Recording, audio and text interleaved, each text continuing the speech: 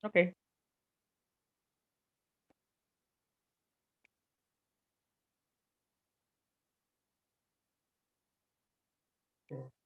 Mungkin buat teman-teman ini bisa jadi opsi juga in case nanti setelah temuan ini dapat insight gitu ya, maka materi ini pun bisa coba dicemplungin ke soal yang sedang teman-teman siapkan. Ya, oke.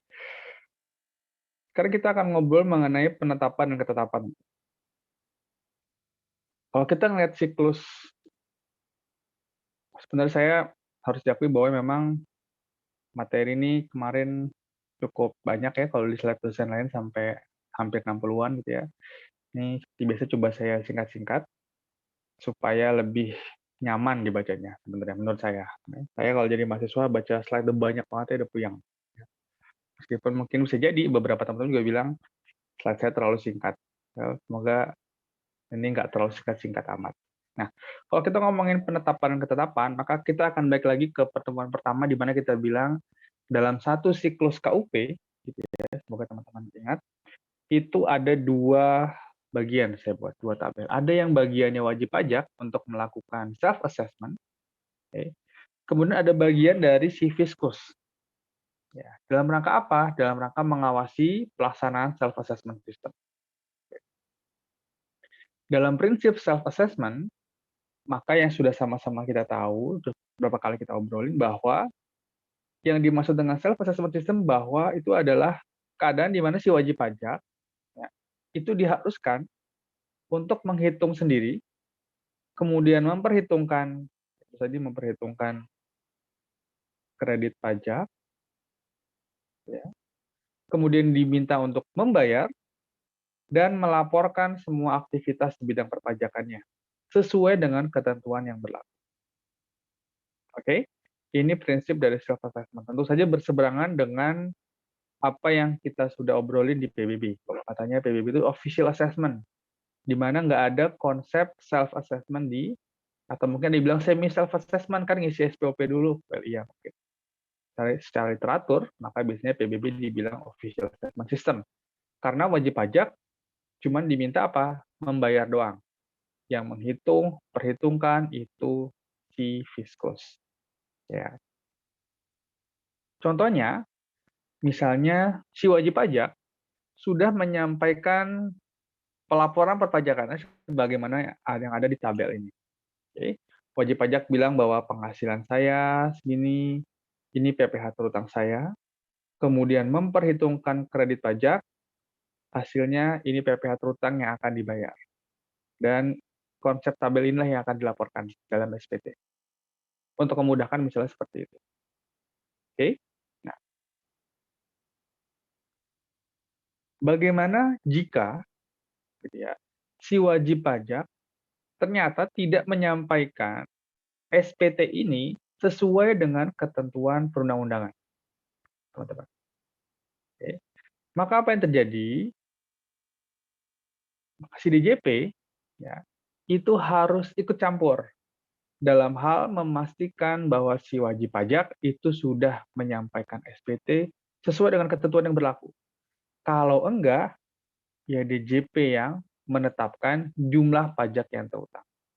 Oke? Jadi proses penetapan gitu ya, itu dilakukan hanya jika wajib pajak tidak melakukan self assessment sesuai dengan ketentuan. Oke? Dan sini ya, apa yang dimaksud dengan penetapan? Ya, nah, penetapan tentu saja penetapan dan ketetapan dalam konteks perpajakan. Ini menetapkan jumlah pajak yang terutang.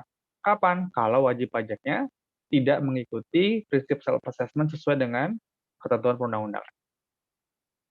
Oke, gampang ya definisi penetapan. Bagaimana caranya? Dia contohnya tadi di SPT dia bilang PPh terutangnya 23 juta.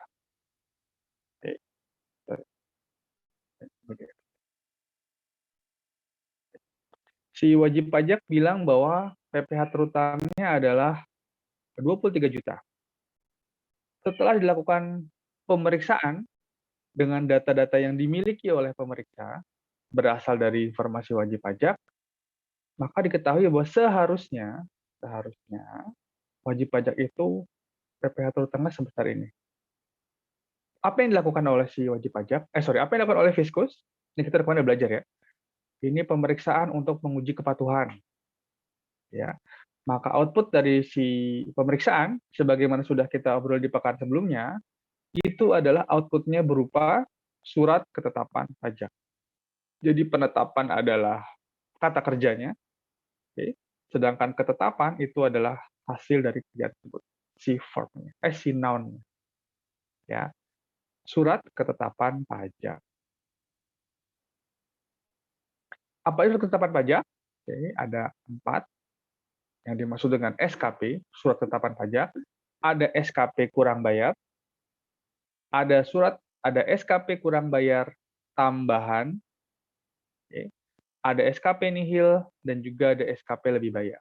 Ya, kita akan obrolin masing-masing ketetapan ini sesuai dengan porsinya.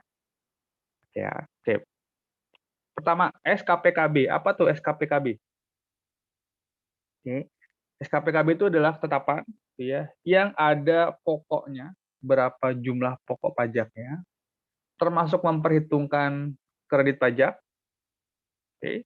Ada juga informasi mengenai sanksi, oke, dan berapa jumlah yang masih harus dibayar. Oke, jadi SKPKB itu isinya ya pokok pajaknya berapa. Kalau tadi kita lihat dari contoh ini, maka ternyata pokok pajak yang masih harus dibayar adalah 43 juta, PPh terutangnya pokoknya di 193 juta. Kredit pajak yang diakui 150 juta. Maka yang masih harus dibayar adalah selisih antara ini dan ini ditambah dengan denda administrasi. Kira-kira itu yang akan dicantumkan dalam SKPKB. Oke. Tadi kan di awal ada beberapa singkatan yang nanti harus saya pakai sampai akhir. Ya, mudah-mudahan sudah cukup familiar ya dengan istilah SKPKB, SKB tambahan, SKP nihil, dan SKP lebih bayar. Kapan SKB harus diterbitkan? Ya, kalau kita udah tahu barangnya seperti apa, terus kapan dia harus diterbitkan? SKPKB diterbitkan pertama, itu kalau berdasarkan hasil pemeriksaan atau keterangan lain, ada pajak yang tidak atau kurang dibayar. Ngomongin apa nih? Ngomongin pertemuan kemarin. Oke. Pemeriksaan itu output-nya adalah SKPKB, kan gitu ya. Pemeriksaan itu mulai dari penyampaian surat pemberitahuan pemeriksaan, gitu ya, minjem data, akses aplikasi, oke. Kemudian menyampaikan hasilnya, sampai bikin laporan hasil pemeriksaan. Nanti laporan hasil pemeriksaan dijadikan dasar untuk penerbitan SKPKB. Oke, itu kalau hasil pemeriksaannya bilang bahwa ada yang kurang bayar atau ada yang tidak dibayar oleh si wajib pajak. Oke. Jadi kita akan lihat ilustrasinya di slide-slide berikutnya. Yang kedua, kalau SPT tidak disampaikan. Ini juga udah kita obrolin nih di pertemuan ke-8, 9, 10 berarti pelaporan. Oke. Apa konsekuensinya kalau SPT tidak dilaporkan? Maka wajib pajak, maka Fiskus tidak bisa mengetahui berapa besarnya jumlah pajak yang seharusnya dibayar oleh wajib pajak. Oke. Maka untuk menagih jumlah pajak tersebut harus pakai ketetapan. Ya, sip. Makanya semua SKP itu atau terutama SKPKB itu bisa dibilang dengan namanya dasar penagihan pajak. Oke. Karena dia dijadikan dasar untuk menagih pajak terutang oleh wajib pajak. Ketiga, itu kalau ada kewajiban di bidang PPN yang tidak dilakukan oleh wajib pajak. Ya, mengenai kompensasi ataupun mengenai tarif. Well, untuk kepentingan kelas kita, saya anggap ini sudah kita bahas di UTS. Lumayan lah, dari 5 kategori kurang 1. Gitu ya. Kita skip dulu. Saya anggap udah kita obrol di UTS.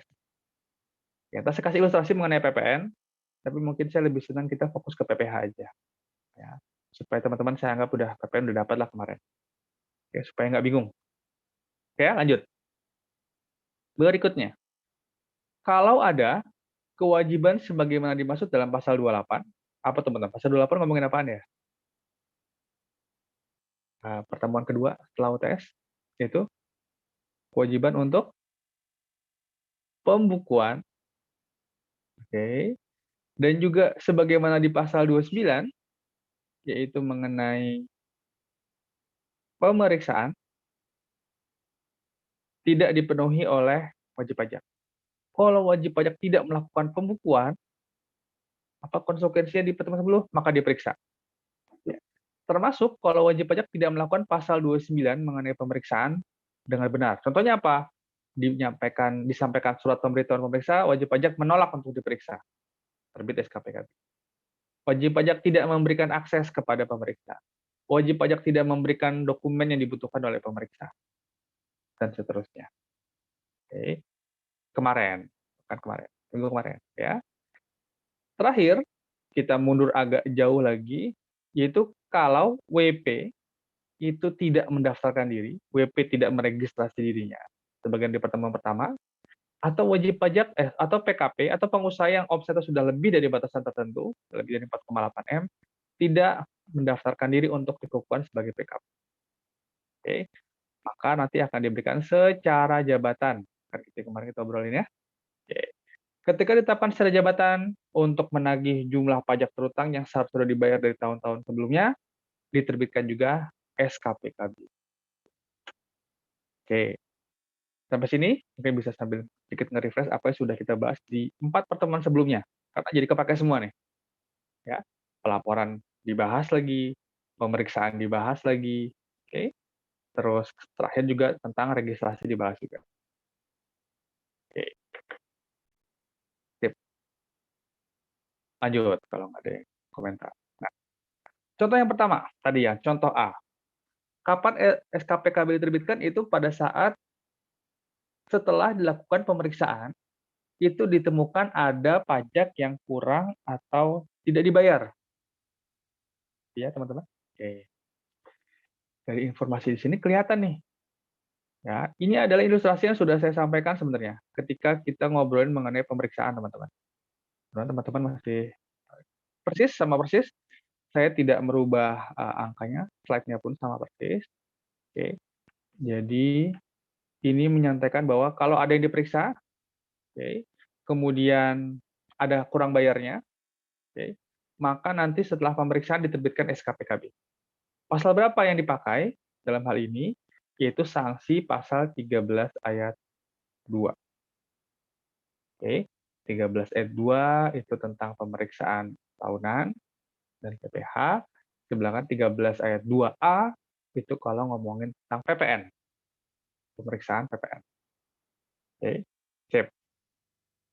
Kemarin, ini buat teman-teman yang masih ingat, ini sudah kita bahas. Contohnya sama persis yang kita bahas di pertemuan sebelumnya.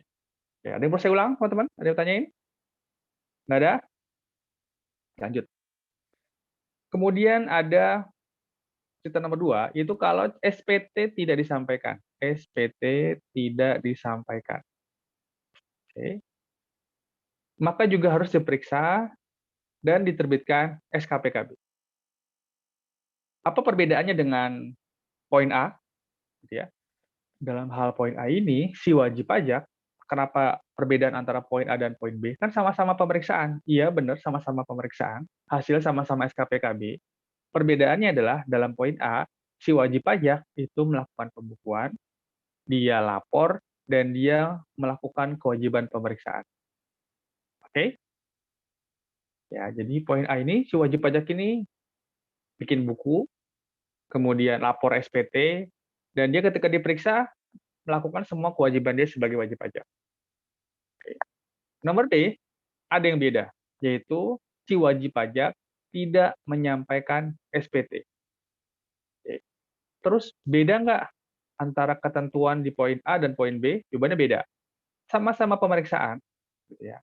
Tapi pengenaan sanksi atas denda yang ada di SKPKB itu bukan lagi pakai pasal 13 ayat 2.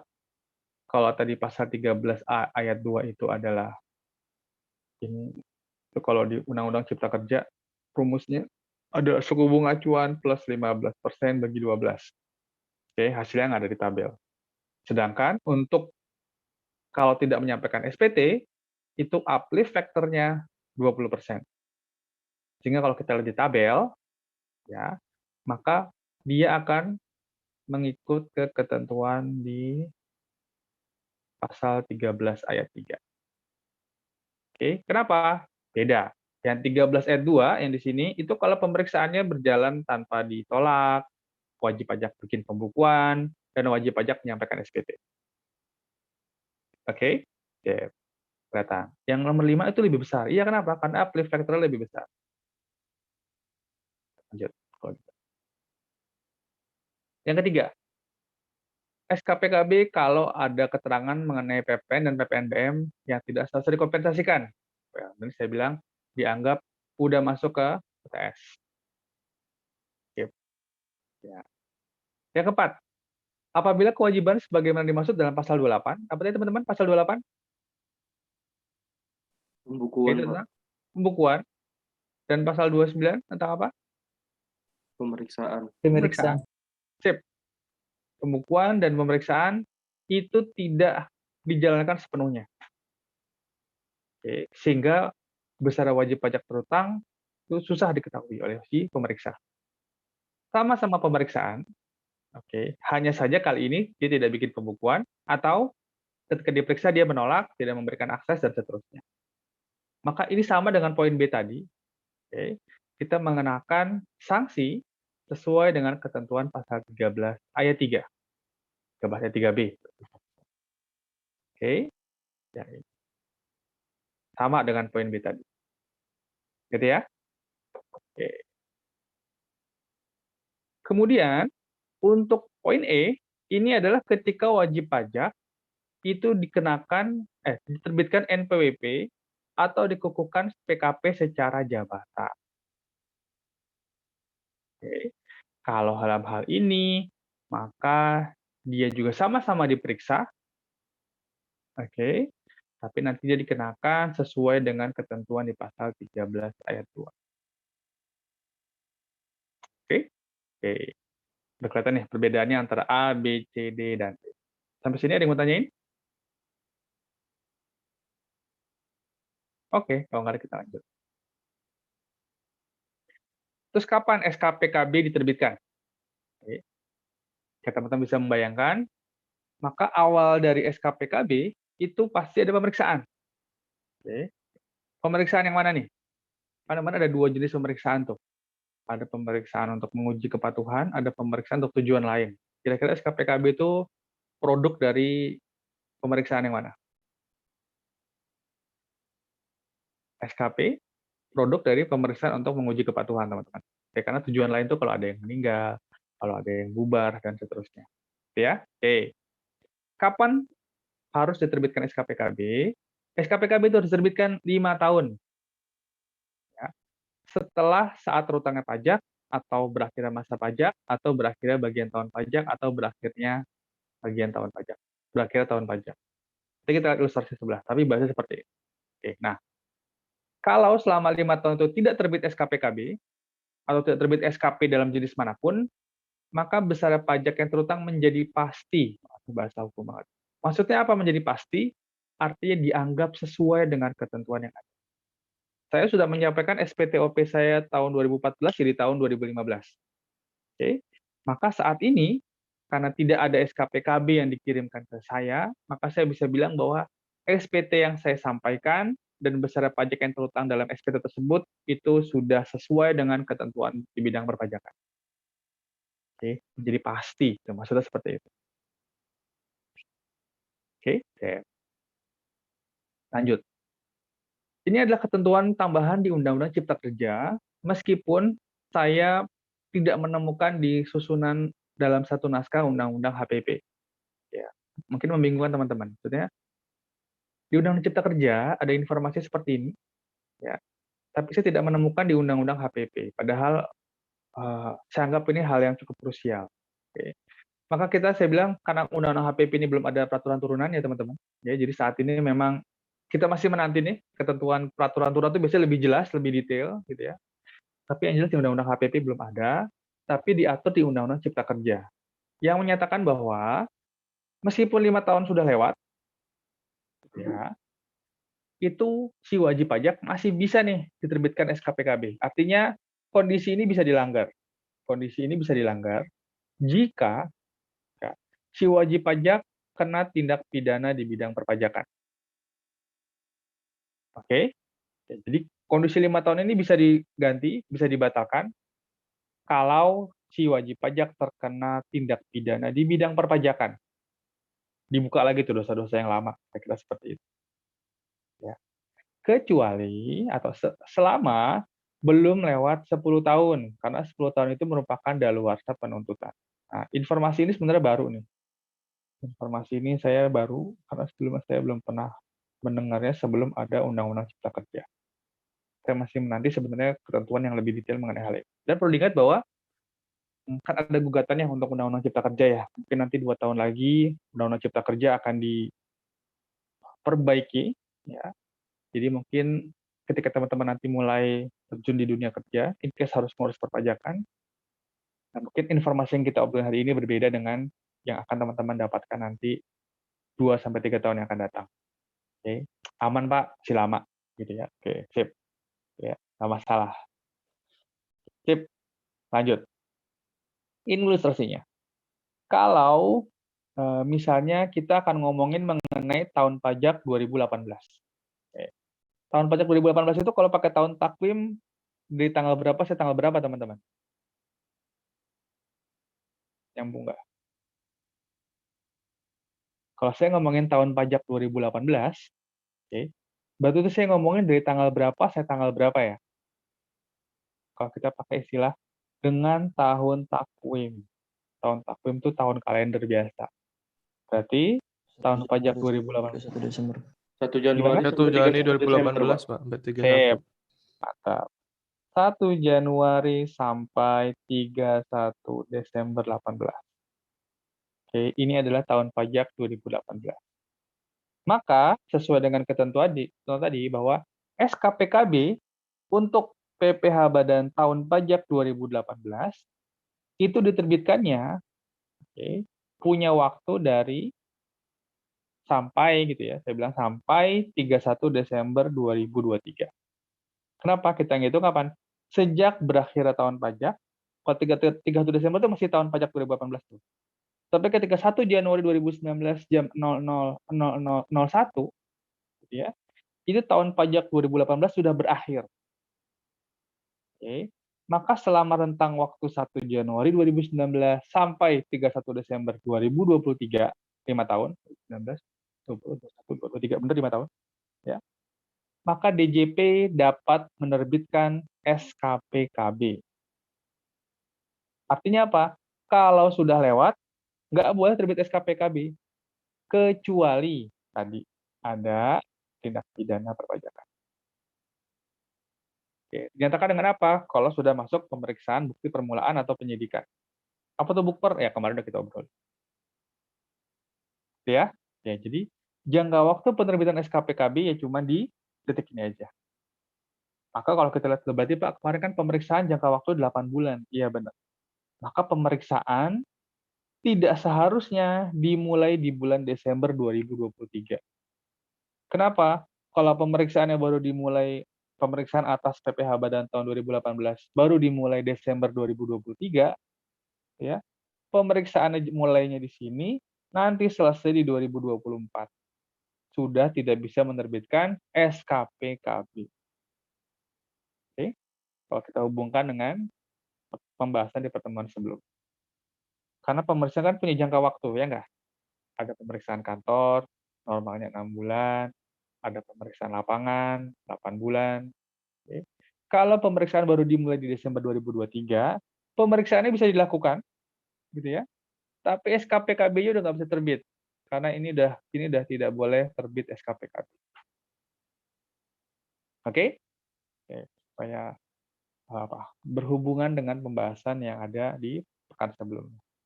Oke, sampai SKPKB, ada yang mau diobrolin dulu? Oke, aman. Kita lanjut ke SKPKBT. Surat Ketetapan Pajak Kurang Bayar Tambahan. Oke. Apa tuh maksudnya tambahan? Artinya SKPKB yang tadi udah terbit nih. Udah terbit untuk apa? Untuk wajib pajak yang sama Oke. Untuk jenis pajak yang sama dan untuk, tahun atau masa pajak yang sama. Oke. Jadi SKPKBT itu hanya bisa terbit gitu ya, kalau dia menambah SKPKB yang udah terbit sebelumnya. Oke, misalnya contohnya, si PT Adi diperiksa, kalau kita pakai ilustrasi ini, si PT Adi diperiksa untuk PPh Badan tahun 2018. WP-nya Adi, jenis pajaknya adalah PPh Badan, tahun pajaknya 2018. Oke. Pada tahun 2020 terbit SKPKB atas pemeriksaan yang sudah dilakukan. Apa?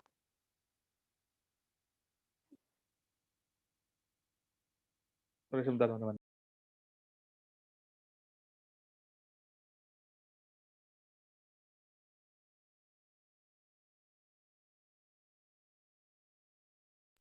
Sip, lanjut. Jadi si Adi, PT Adi diperiksa untuk jenis pajak PPh Badan. Kan kemarin ruang lingkup pemeriksaan tuh untuk apa? Bisa untuk satu jenis pajak, bisa untuk seluruh jenis pajak, bisa untuk lintas tahun gitu ya. Kalau kita ngomongin ruang lingkup pemeriksaan di pekan sebelumnya. Sambil di-refresh. Oke. Nah, si PT Adi ini sudah diperiksa dan terbit SKPKB tahun 2020. Kalau ternyata ada informasi baru, maka bisa terbit SKPKBT. Ya. Untuk apa? Untuk menambah ketetapan yang sudah diterbitkan di sini. Nanti kalau ternyata ada informasi barunya mengenai PPN, gitu ya, di masa September 2018, setelah diperiksa, hasilnya bukan SKPKBT, tapi SKPKB untuk PPN masa tadi kapan? September 2018. Oke, bisa diterima? Ya. Jadi SKPKBT ini hanya untuk menambah, artinya sudah ada SKPKB sebelumnya loh. Untuk WP yang sama, jenis pajak yang sama, dan tahun atau masa pajak yang sama. Oke, jadi dia nggak bisa berdiri sendirian. Kenapa begitu? Karena dia nanti sanksinya lebih besar dibanding SKPKB normal. Oke. Kalau sudah diterbitkan SKPKB tambahan, artinya merevisi SKPKB yang sudah terbit sebelumnya, maka nanti ditambah dengan sanksi sebesar 100%, gede banget, dari jumlah kekurangan pajak tersebut. Kecuali, kalau saya punya skema seperti ini misalnya, ya, ini wajib pajak diperiksa, ya, kemudian terbit SKPKB, ya. Kemudian si wajib pajak setelah terbit SKPKB, feeling nih, wah kayaknya ada satu data lagi nih yang akan ketahuan sama si pemeriksa, tapi belum ada di sini. Kemudian dia di sini melakukan pengungkapan ketidakbenaran, pengungkapan ketidakbenaran perbuatan namanya. Oke. Maka tidak menggunakan sanksi yang 100%. Ya, well, ini jarang terjadi. Nanti kita lihat ilustrasi di slide berikutnya. Ya. Terus kapan bisa terbit SKPKBT? Atau kenapa? Tadi sudah saya singgung bahwa SKPKBT akan terbit kalau si fiskus atau si pemeriksa menemukan data baru yang tidak ada atau tidak tercakup dalam penerbitan SKPKB sebelumnya. Oke, mungkin tidak disampaikan oleh wajib pajak, mungkin baru data informasinya, dan seterusnya dan seterusnya. Oke, jadi dapat data baru, ya, yang menyebabkan apa yang terbit di SKPKB sebelumnya itu masih belum merefleksikan keadaan yang sebenarnya. Terbit deh SKPKB tambahan. Ya, contoh ilustrasinya. Ada pemeriksaan untuk PPh masa pasal 23 bulan Oktober 2020. Oke, PPh pasal 23 ada yang tahu tentang apa? Lewatin aja kalau kalian tahu ya. Oke, ada yang nggak? Oke, anggap aja pokoknya namanya PPh pasal 23 masa Oktober 2020. Ya, tentang penghasilan dari sewa. Oke. Diperiksa, terus terbit SKPKB tanggal 10 Agustus 2021. Oke, bayangin ya. Masa Oktober, tapi baru terbit 10 Agustus 2021. Kok lama banget, Pak? Ya bisa jadi. Ingat pemeriksaan jangka waktunya berapa? Bisa 6 bulan, bisa 8 bulan, bisa diperpanjang sampai 10 bulan. Oke, kalau kita balik di pertemuan sebelumnya. Oke. Nah, setelah diperiksa, ya, ternyata ada tambahan kekurangan pajak. Oke, jadi ada temuan istilahnya. Temuannya adalah si wajib pajak kurang bayar sebesar 10 juta. Ini dicantumkan di sini. Oke. Kalau saya bilang kisah, bukan kisah, cerita atau ilustrasi pemeriksaan seperti ini dikenakan denda pasal berapa ya teman-teman? Nah, kalau kita balik obrolan tadi pas di awal. Kalau pemeriksaan seperti ini, pemeriksaan normal deh saya bilang. Gitu? Pasal? 13 ayat 2 ya, Pak? Oke. Ya, oke. Karena ini pemeriksaan dilakukan dan nggak ada keterangan apakah dia menolak pemeriksaan, apakah dia tidak melakukan pembukuan, atau tidak menyampaikan SPT dan seterusnya, maka kita bisa bilang bahwa, oh ini sebenarnya dikenain pasal 13 ayat 2. Oke. Ini adalah ketentuan pasal 13 ayat 2. Oke. Gimana cara ngitungnya berarti? 1,82%, gitu ya, dikali pokok pajaknya 10 juta, 1,82%, dapat dari tabel di bawah, dikali 10 juta, dikali berapa bulan nih? Sejak berakhirnya masa pajak, kalau kita ingat hitung-hitungan kemarin, berakhirnya masa pajak sampai terbitnya SKPKB. Gitu ya, tadi ilustrasi nomor A. Oke, udah masih ingat. Masa Oktober berakhirnya kapan? Ya berarti mulai November. Oke. Berarti November, Desember, sampai bulan Agustus tambah 8. 10 bulan. Dikali 10 bulan. Oke. Ada yang perlu saya ulang hitung-hitungannya? Nggak ada? Oke. Berarti kira-kira kita seperti ini. Ini hasil pemeriksaan. Ya. Kemudian ternyata di Desember 2021, setelah terbitnya SKPKB, ketemu data baru. Untuk apa? Untuk SPT masa Oktober 2020 PPh pasal 23. Masih di jenis pajak yang sama, di masa pajak yang sama, dan untuk wajib pajak yang sama. Oke. Ada tambahan informasi yang menambah jumlah pokok pajak. Oke. Sehingga kalau kasusnya seperti ini, setelah diperiksa, maka yang terbit adalah SKP KBT. Misalnya terbit tanggal 10 Januari 2022. Maka gimana penghitungannya? Karena tambahan jumlah pajaknya adalah 20 juta, kena sanksinya 100% juta, maka total tambahan yang harus dibayar dalam SKP KBT adalah sebesar 40 juta. Oke? Oke, ingat 100% di sini bukan 100% per bulan. Nggak ada kata-kata seperti itu. 100% pokoknya dendanya.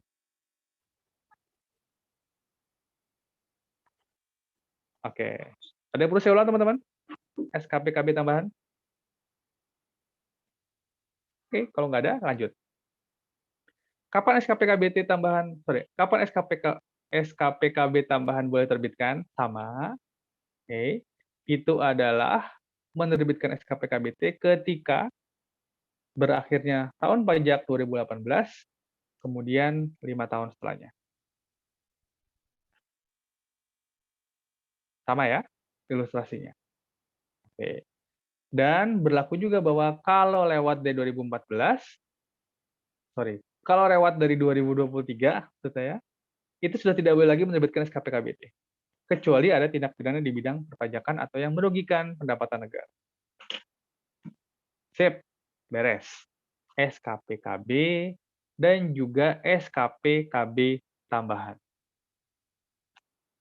Oke? Oke. Ada yang mau tanya dulu? Izin bertanya, Pak. Pak. Oke, satu-satu. Hari dulu, Pak. Yuk. Oke. Ini Pak, saya mau nanya Pak. Itu kenapa sanksinya itu 100% Pak? Kenapa nggak pakai 13 ayat 3 gitu Pak? Kan tadi dia kayak nggak proaktif gitu, Pak.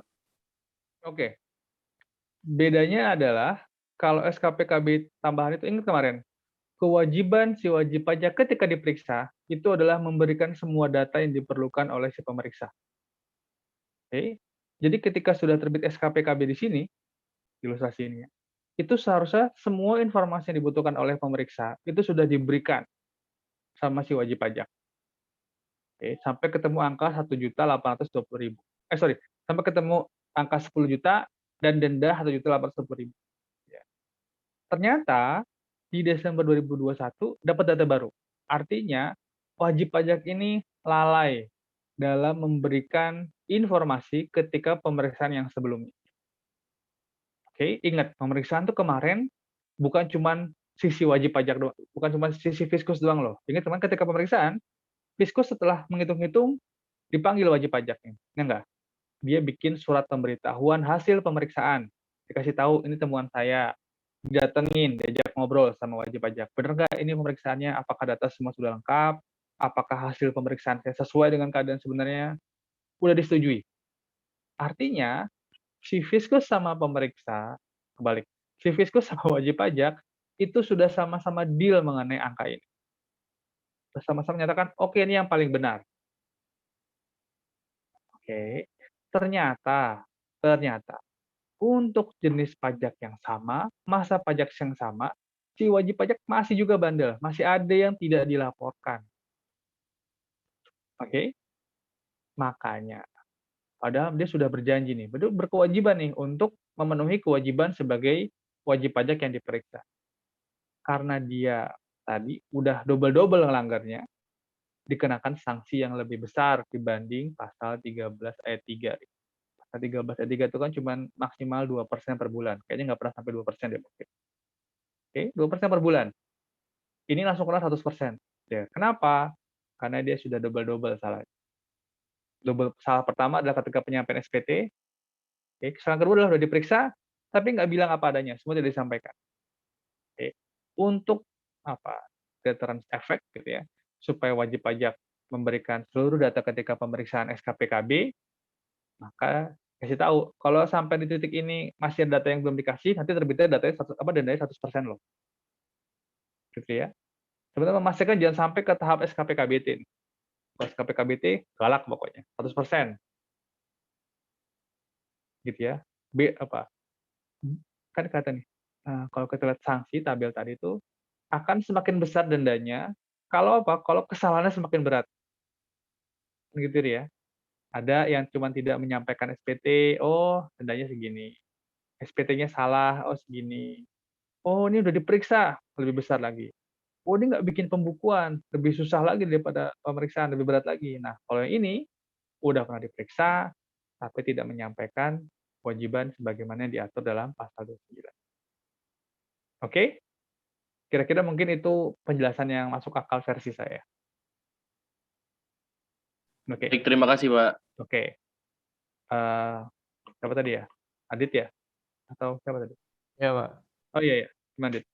Kan yang saya kepo aja nih, Pak. Kan kalau untuk SKPKB tadi kan masuk akal di jangka waktunya itu kan dari saat PPh tahun tahun takwimnya tadi turun tangan, Pak, 5 tahun. Terus kalau yang SKPKBT ini kok itu tuh ada nggak sih, Pak, jarak antara SPKB-nya, Pak? Apa yang penting dalam rangka 5 tahun itu gitu? Ini Dari gimana sih? diterbitnya SKPKB gitu, Pak. Tambahan ini, Pak. Ada nggak Mhm, jangka waktunya gitu? Soalnya tadi kan pemeriksaan kan maksimal sampai apa ya, pol-polan 10 bulan gitu, Pak. Ternyata tuh ada tambahan pemeriksaan gitu, Pak. oke Nah, oke. itu tuh ada jangka waktunya dari SKPKB sampai SKPKBT ini nggak, Pak? Oh nggak ada sebenarnya, tidak ada ketentuan mengenai hal itu. Kenapa ada waktu 5 tahun dalam penerbitan SKP gitu ya, itu lebih untuk memberikan kepastian hukum buat si wajib pajak sebenarnya. Kalau nggak ada ketentuan 5 tahun ini, maka si wajib pajak seumur hidupnya dia, ya, dia akan selalu merasa terancam untuk diperiksa, ya nggak? Kan? Tapi kalau sudah ada jangka daluarsa penetapan, itu memberikan kepastian, oke. Kalau udah lewat 5 tahun, dah lepas tuh, oke. Itu bisa dianggap berakhir, ya, seandainya ada apa-apa sudah tidak diperiksa lagi. Jadi antara SKPKB dan SKPKBT ya nggak ada ketentuan mengenai harus berapa. Karena dianggap sebenarnya ketika bikin SKPKB itu udah selesai sebenarnya anggapannya. Oke, nggak mungkin disimpan-simpan atau buat apa gitu kan. Ketika SKPKB udah capek pemeriksaan, ya dianggap ya udah selesai ketika SKPKB.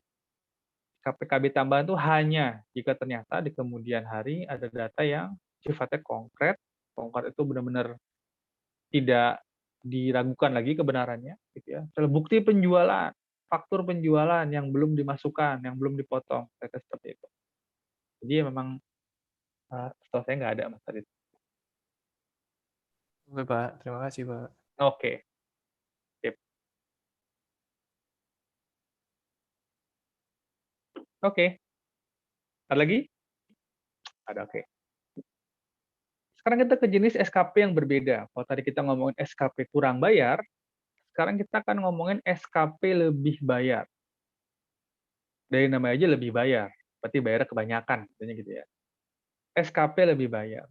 SKP lebih bayar itu diterbitkan baik berdasarkan pemeriksaan maupun berdasarkan penelitian jika ya wajib pajak bayarnya kebanyakan. Intinya kayak gitu. Oke. Bayar kredit pajaknya udah 200 juta, tapi ternyata PPh terutang setelah dihitung-hitung cuma 173 juta. Oke. Maka dia kebanyakan atau dia lebih bayar 20 juta. Oops, sorry. Setelah diperiksa, maka nanti diterbitkan namanya SKPLB. Kenapa diperiksa? Oh, kemarin pemeriksaan salah satu triggernya adalah kapan dilakukan pemeriksaan untuk penguji kepatuhan adalah kalau SPT yang wajib pajak menyampaikan SPT lebih bayar. Gitu ya. Kalau ada SPT lebih bayar, diperiksa dulu benar apa enggak lebih bayar. Kalau setelah melakukan pemeriksaan, setelah melalui pemeriksaan hasilnya memang lebih bayar, ya terbitnya adalah SKP lebih bayar. Oke. Ya, nanti kita akan ngomong mengenai restitusi atau lebih bayarnya lebih lanjut di slide hampir habis, hampir akhir.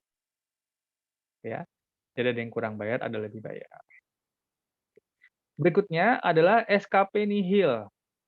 SKP nihil itu diterbitkan kalau ternyata apa yang sudah dilaporkan oleh wajib pajak ya, itu sesuai atau sama dengan hasil pemeriksaan. Misalnya, wajib pajak menyampaikan SPT seperti ini ya, dengan hasilnya PPh terutang 23 juta sekian. Kemudian berdasarkan analisis risiko DJP melihat kayaknya nggak mungkin nih perusahaan ini PPh cuma 23 juta gitu ya. Soalnya kompetitornya lagi pada bagus-bagus semuanya. Coba diperiksa ya. Setelah diperiksa, teman-teman, ternyata memang si wajib pajak sudah melakukan ketentuan dengan baik, sepenuhnya benar. Meskipun sudah ada koreksi segala macam, ternyata hasilnya sama. Oke. Maka LHP-nya bilang bahwa, oh ternyata si wajib pajak sudah melakukan kewajiban perpajakan dengan baik. Atau tidak ada tambahan pajak terutang. Sehingga kita bilang bahwa SKP-nya nihil. Oke. Oke. Ada 4 SKP, gitu ya.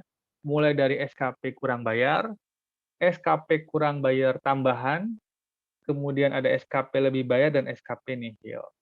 Untuk menyingkat, saya bilang bahwa sebagian besar, kecuali SKPLB gitu ya, itu merupakan produk dari pemeriksaan, teman-teman. Ya, supaya nyambung sama obrolan sebelumnya. Setelah pemeriksaan, itu nanti dilanjuti dengan penerbitan surat ketetapan pajak.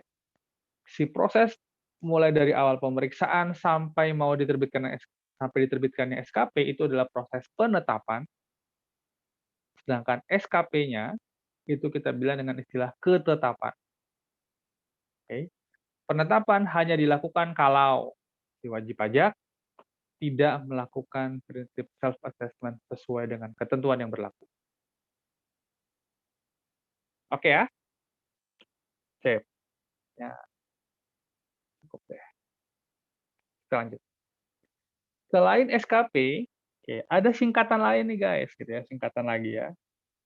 Namanya adalah STP.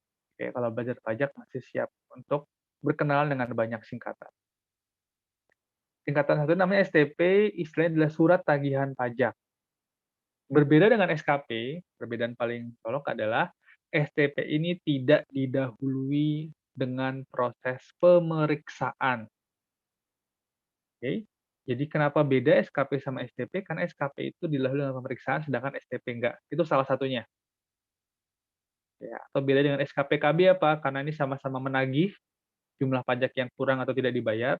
SKP atau SKPKB atau SKPKBT itu didahului dengan pemeriksaan, sedangkan STP itu tanpa didahului dengan pemeriksaan. Kalau SKP itu lebih membahas atau lebih eh, mengenakan sanksi atas kesalahan yang sifatnya material, objek pajak, salah biaya terlalu besar, oke. Kemudian ada pajak yang seharusnya dipotong tapi nggak dipotong. Kalau STP dananya lebih sifatnya adalah prosedural atau lebih ke ketentuan formal. Contohnya apa? Misalnya ada PPh yang dalam tahun berjalan tidak atau kurang dibayar. Oke, contohnya apa? Contohnya misalnya saya habis eh, jual rumah, ya, jual tanah saya, dapat penghasilan, tapi nggak langsung dibayar PPh pasal 4 ayat 2-nya. Nanti ditagih pakai surat tagihan pajak. Oke. Saya punya kos-kosan, wah habis nerima nih pada bayar kos-kosan nih di Bintaro. Kayaknya bentar lagi pada offline kali ya. Pada ngekos lagi, terus saya nerima, padahal saya nggak punya rumah, karena gitu kan. Tapi saya nggak bayar PPh, nanti ditagih dengan STP. Oke, oke, lanjut. Ternyata wajib pajak salah nulis atau salah hitung, ya. Yang harusnya membayar 10 juta, ternyata dia setornya hanya 1 juta, misalnya seperti itu. Oke. Ketika mau menghitung berapa PPh terutangnya, ada yang salah mengalihkan dengan persentase. Pasal 17-nya salah cara ngitungnya. Nggak tahu gimana cara ngitung tarif progresif. Maka itu ditagih juga dengan STP. Artinya apa? Bukan hal yang sifatnya material. Ini prosedural aja. Termasuk, yaitu dikenai sanksi administrasi berupa denda atau loh, kok denda atau bunga lagi? Bukan tadi di SKP juga ada denda atau bunga. Bedanya apa lagi nih? Oke. Di SKP udah ada denda, ada bunga, pasal 13 ayat 2, pasal 13 ayat 3 tadi kita obrol. STP ini ngomongin apa lagi? Gitu ya. Oke. Ada beberapa hal yang terkait dengan denda atau bunga yang ditagih dengan STP. Oke, banyak nih teman-teman ya. Jadi cuma poin C aja ya. Tadi poin C yang tadi itu ada 7 percabangan. Oke. Denda apa lagi nih? Yang pertama, itu kalau wajib pajak melakukan pembetulan SPT. Pembetulan SPT berarti pertemuan 10. Tidak ingat ya? Kalau wajib pajak melakukan pembetulan SPT, terus ternyata setelah pembetulan pajak menjadi lebih besar, maka sanksi atas kenaikan pajak tersebut ditagih dengan STP. Jadi ya, pembetulan SPT ditagih dengan STP. Oke, sip. Tenang teman-teman, saya juga pernah merasakan hal itu kok. Ya. Terlalu pusing dengan singkatan-singkatan. Tapi itu harus dijalani. Ya. Kalau ada nanti kan kita akan berkenalan dengan ilustrasinya di slide-slide berikutnya. Ini saya mau sampaikan 7 ini apa aja sih isinya. Ya. Oke. Pembetulan SPT. Yang kedua, kalau ada yang bayar pajaknya terlambat. Kalau kita lihat di pertemuan sebelumnya, ada deadline tuh untuk pembayaran. Kalau SPT tahunan OP, kapan harus dibayar teman-teman? Masih ingat? SPT tahunan orang pribadi. Kapan paling lambat dia harus dibayar PPh-nya? 31 Maret, Pak. Oke, 31 Maret atau sebelum berakhirnya pelaporan SPT. Kan gitu ya? Kalau badan berarti tanggal 31 April. Kalau PPN, kapan PPN harus dibayar? 1 bulan setelahnya. Sorry? Akhir bulan Akhir berikutnya. bulan berikutnya. Cocok, akhir bulan berikutnya. Mantap. Kalau PPh pasal 42, ada yang masih ingat? Kapan? Dari tanggal 15 sampai tanggal 10, Pak. Ya, oke. Saya sudah mendengar kok suara hatinya udah sampai ke sini. Oke. teman kemarin. Ada tabel tuh yang bisa dijadiin kebetan, ya kan? Ada di situ tuh, ya. Itu yang menentukan kalau dia terlambat kena denda. Oke. Kalau terlambat kena denda, nanti ditagihnya dendanya dengan STP. Oke. Termasuk kalau udah terbit SKPKB, ini yang poin nomor 3. SKPKB terbit, tadi harus bayar, saya lupa berapa ya teman-teman, balik SKPKB. Oh ini misalnya. Oke. SKPKB terbit jumlahnya 11.820.000. SKPKB ini harus dibayar 1 bulan setelah diterbitkan SKPKB-nya. Kalau ternyata setelah 1 bulan nggak dibayar juga, oke, maka jumlah ini nanti ditagih dengan STP. Oke, itu yang dimaksud dengan poin 3 tadi. Itu keterlambatan pembayaran yang ada di ketetapan. Ya. Terbit SKPKB, nggak dibayar-bayar. Nah, ini udah tingkat ini nih ya, legendary ini, wajib pajaknya ya. Udah salah, diperiksa, terbit ketetapan, nggak dibayar-bayar juga. Ya. Maksud tempat poin nomor 3. Maksud poin nomor 4 adalah kalau ada wajib pajak yang misalnya saya bukan juragan, penjual cabai, gitu ya, ambil jualan cabai tahun ini, gitu ya. Oh ternyata untungnya banyak. Ketika di penyampaian SPT, masih kurang bayar nih SPT kita nih, harus bayar 100 juta. Wah, tapi uangnya udah habis buat jajan kemarin, ya. Maka saya boleh minta nyicil. Saya cicil ya pembayaran 100 jutanya boleh, ya. Tapi kena denda. Oke, ini maksud dari poin nomor 4. Kemudian poin nomor 5 dan poin nomor 6 adalah mengenai PPN, yaitu pembuatan faktur, ya, kalau dia tidak tepat waktu atau tidak sesuai dengan masa penerbitan. Oke, ini saya anggap teman-teman sudah oke di UTS. Poin nomor 7 itu kalau SPT-nya terlambat disampaikan. Oke. Kapan harus lapor SPT tahunan? Tadi udah disebutin 31 Maret. Kapan harus lapor SPT badan? April. Berapa dendanya? Udah ada tuh di slide ke berapa tuh ya? Pelaporan berarti ke 10. Kalau individu itu telat lapor dendanya 100.000. Kalau badan lupa lapor SPT tahunan badan dendanya 1 juta. Oke, SPT massa dendanya 500.000. Terusnya. Oke, itu udah kita obrolin di pertemuan ke-10. Nanti jenis denda yang seperti ini, poin 1 nomor 7 sampai 7 ini, itu ditagihnya dengan surat tagihan pajak. Oke, yang perlu saya ulang teman-teman? Oke, kita coba lihat contoh penghitungan. Ini adalah slide di pertemuan ke-10 yang saya bawa ke pertemuan sekarang. Persis. Ya. Ini ngomongin mengenai pembetulan SPT. Disampaikan dalam slide ini adalah bahwa jika si wajib pajak melakukan pembetulan dan pembetulannya menambah pajak yang seharusnya dibayar. Oke. Pembetulan SPT terus menambah jumlah pajak yang seharusnya dibayar. Ya, sampai dapat ya informasinya. Oke. Kalau ada yang kurang bayar, maka atas kekurangan pembayaran pajak tersebut dikenai bunga. Oke. Berapa besarnya? Itu sesuai dengan tarif yang ditentukan oleh Kementerian Keuangan. Yang rumusnya dihitung dari suku bunga acuan plus 5% dibagi 12. Tarif bulanannya. Oke. Yang dihitung sejak dari berakhirnya batas penyampaian SPT, atau sejak jatuh tempo pembayaran SPT massa. Beda ya. Kalau untuk SPT sejak berakhirnya batas penyampaian, kalau massa sejak berakhirnya jatuh tempo pembayaran SPT massa. Sampai dengan tanggal dibayarnya kekurangan pembayaran tersebut. Oke, jadi beda nih. Kalau tadi SKPKB itu adalah sejak berakhirnya tahun pajak sampai penerbitan SKPKB. Oke, kalau saya boleh ngulangin yang tadi. Tapi sekarang kalau STP dalam hal pembetulan SPT, oke, dendanya itu sejak berakhirnya SPT tahunan atau jatuh tempo SPT massa sampai dengan tanggal dibayarnya. Oke, jadi ada perbedaan dikit. Oke, kita lihat ilustrasinya. Maksudnya apa sih, Pak? Nggak jelas banget Bapak nih. Oke. Kita lihat contoh ilustrasinya, teman-teman. Gitu ya. Ya. Ada perusahaan membetulkan sendiri SPT tahunan PPh Badan tahun 2020. Oke.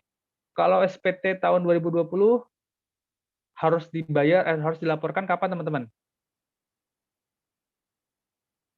Tahun pajak 2020, SPT tahunan badan, karena ini PT ABC. Kapan harus dilaporkan? 30 April 2021. Oke, sip. Makasih. Berarti ini 2020, maka dia harus bayar, dia harus lapor di 30 April 2021. Gitu ya. Nah, kemudian informasi di ilustrasinya adalah bahwa si wajib pajak pada tanggal 20 September ya melakukan pembetulan SPT yang tadinya di SPT yang pertama itu utang pajaknya adalah sebesar 100 juta. Oke, sorry. Pajak berutang 100 juta, kredit pajak 80 juta. Berarti yang harus dibayar 20 juta. Kan gitu ya. Menjadi yang dibetulkan menjadi pajak terutang 130 juta dan kredit pajak tetap. Artinya ada kenaikan sebesar 30 juta. Oke. Sampai sini ceritanya bisa dipahami? Saya wajib pajak. Apakah wajib pajaknya terlambat lapor, teman-teman? Terlambat lapor nggak dia? Enggak, Pak. Oke, kalau tadi dari bahasa saya tadi, meskipun mungkin nggak ada di paragrafnya, tapi dari bahasa saya tadi kita anggap dia tidak terlambat lapor. Kan gitu ya? Oke. Tapi kemudian apa yang sudah dia laporkan, dia betulkan tanggal 20 September 2021. Oke. Kalau ceritanya kayak gini, dia kena denda yang mana, teman-teman? Seingat saya pernah ngasih tabel seperti ini, tapi ada penjelasannya. Pasal 19 itu apa, penajaan, pasal 8 itu apa. Cuman saya lupa pertemuan keberapa. Mungkin pertemuan 10 atau pertemuan 9 kali ya. Oke, teman-teman bisa merefer ke situ. Karena ini saya copy paste langsung dari KMK-nya. Persis KMK bentuknya seperti ini. Sekarang pertanyaannya adalah, kalau ada cerita seperti ini, ya, karena kita harus menghitung apa tadi? Lihat di slide sebelumnya. Maka kalau ada menambah jumlah pajak yang seharusnya dibayar, tadi nambah 30 juta, kan gitu ya, akan dikenai bunga sebesar tarif bunga per bulan ditetapkan oleh Menteri Keuangan. Oke, pertanyaannya, kita mau pakai tarif yang mana, teman-teman? Yang pasal 8 ayat 2 itu, Pak. Oke, sekarang kita ketemu nih dengan pasal yang baru. Nggak baru-baru banget. Maksudnya sebelumnya kita ngomongin pasal 13 mengenai pemeriksaan, ya nggak? Pasal 13 ayat 2 mengenai pemeriksaan dalam tanda kutip normal, dan pasal 13 ayat 3 kalau ada hal-hal lain yang menyebabkan pemeriksaan tidak normal. Sama tadi di SKPKB. Ketika STP, untuk pembetulan SPT, kita bilang nih di pasal 8 ayat 2. Kalau SPT tahunan, PPh badan, atau nanti kita ngomong pasal 8 ayat 2A, kalau ini adalah SPT PPN. Ya, sip. Maka kita akan menggunakan ketentuan di pasal 8 ayat 2 atau poin nomor 2 yang dendanya sebesar 0,96%. Ya, sip. Awalnya saya sampaikan tabel yang lebih lengkap, ya. Seiring dengan waktu, saya rasa sudah waktunya teman-teman melihat tabel yang seperti ini. Karena ini adalah tabel yang ada di KMK. Ya, mungkin ada yang udah pernah cek, mungkin gitu ya. Ya, tabelnya seperti ini dikasih taunya. Oke. Jadi kita pakai tarif pasal 8 ayat 2, ya. Sejak kapan ngitungnya? Bahasanya ada di sini. Sejak batas berakhirnya waktu penyampaian, karena kita ngomongin PPh Badan PT ABC, sampai dengan tanggal dibayarnya. Oke. Jadi sejak kapan, teman-teman, kita mulai ngitung sanksinya? Sejak bulan apa? Atau sejak tanggal berapa? Kapan berakhirnya penyampaian SPT tahunan badan? Ini ya, itu sudah disebutin. 30 April. 30 April jam 23.59 itu masih belum terlambat ya kalau menyampaikan jam itu ya. Tapi kalau udah masuk ke 1 Mei 00.0001, oke, maka dianggap sudah berakhir batas penyampaian SPT tahunan PPh Badan. Sehingga kita akan ngitung si tarif mulai tanggal 1 Mei. Gitu ya? Oke, kita lihat dulu tampangnya. Udah mulai berebet-berebet nggak nih? Gimana, Ri? Aman, Ri? Ada yang perlu saya ulang, Mas Fahri, Mbak Reski, Mas Afan, yang terlihat di page 1 ini? Aman, Pak. Aman ya? Aman, Oke. Pak. Saya anggap yang halaman-halaman berikutnya aman ya. Kalau ada yang perlu diulang, akan saya ulang, teman-teman. Ya, sip. Kita lanjutin. Berarti kita akan mulai menghitung sejak bulan Mei. Maka ada 1 Mei, bulan Mei, bulan Juni, bulan Agustus, Mei, Juni, Juli, Agustus, dan September. Ingat tadi di ketentuan sebelumnya adalah sampai dengan tanggal dibayarnya. Karena tanggal dibayarnya adalah tanggal 18 September di sini. Oke. Maka kita menghitung sejak sanksi mulai dihitung, 1 Mei, sampai dengan tanggal pembayaran. 5 bulan. 0,96% dikali 5 bulan dikali jumlah kenaikan pajak. Oke, sampai sini ada yang perlu saya hitung? Saya ulang. Perlu saya hitung semua, teman-teman. Tenang aja. Oke, mudah-mudahan saya menyampaikannya dengan proper ya, teman-teman ya. Ya, karena menurut saya susah nih. Saya memikirkan cara untuk menyampaikan ini dengan benar ini cukup memusingkan ya. Mudah-mudahan benar saya menyampaikan.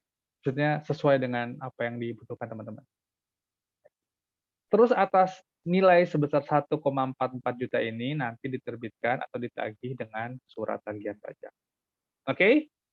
Oke, ini ilustrasi tentang pembetulan SPT. Yang perlu saya ulang? Maaf Pak, Yuk.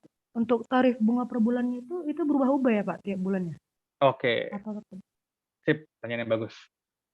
Dalam Undang-Undang Cipta Kerja, tarif per bulannya sekarang itu ditentukan bahwa menggunakan tarif Kementerian Keuangan pada saat mulai dihitungnya sanksi.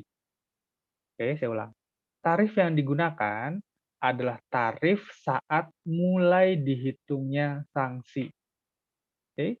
Jadi mulai dihitungnya sanksi kapan nih, Mbak Reski? 1 Mei Pak. 1 Mei. Oke. Di KMK itu dibuatnya per bulan.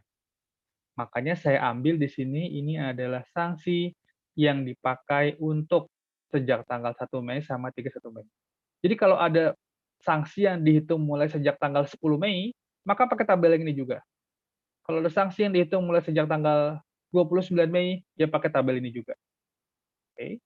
Memang setiap bulan berbeda-beda nih, karena ini mengikuti suku bunga harian, suku bunga 7 harian Bank BI.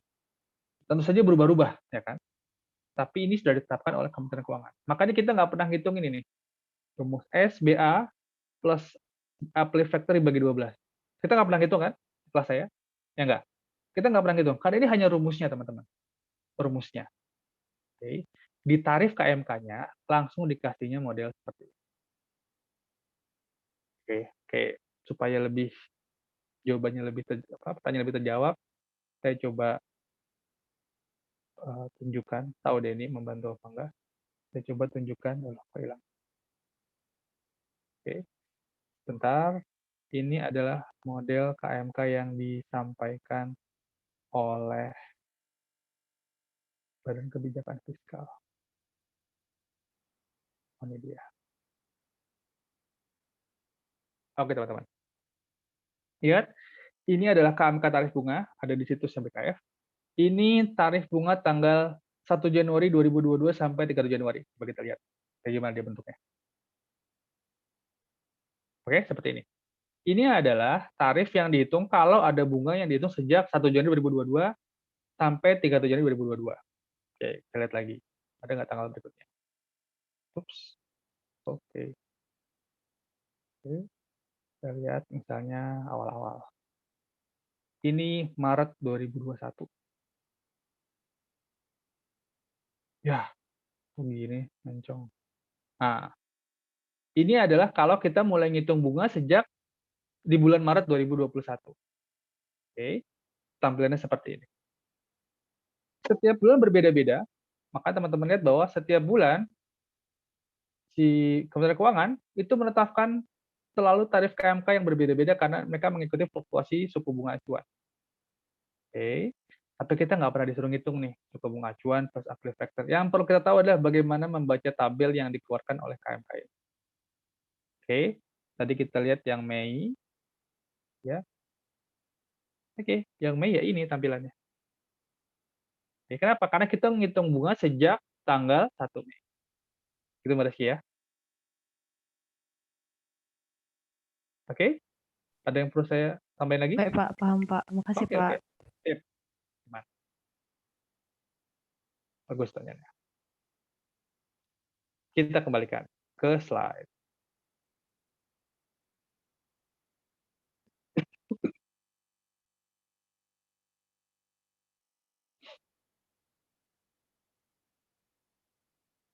Oke.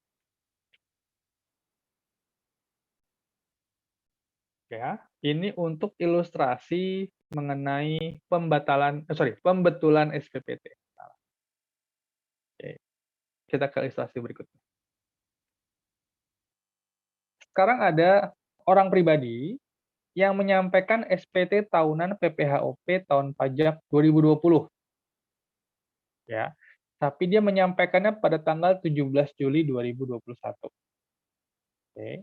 Kemudian dia menyampaikan bahwa dia SPT kurang bayar, dan sudah dibayar nih SPT kurang bayarnya sebesar 1 juta di tanggal 16 Juli 2021. Oke. Pertanyaannya, dia melanggar ketentuan apa aja, teman-teman?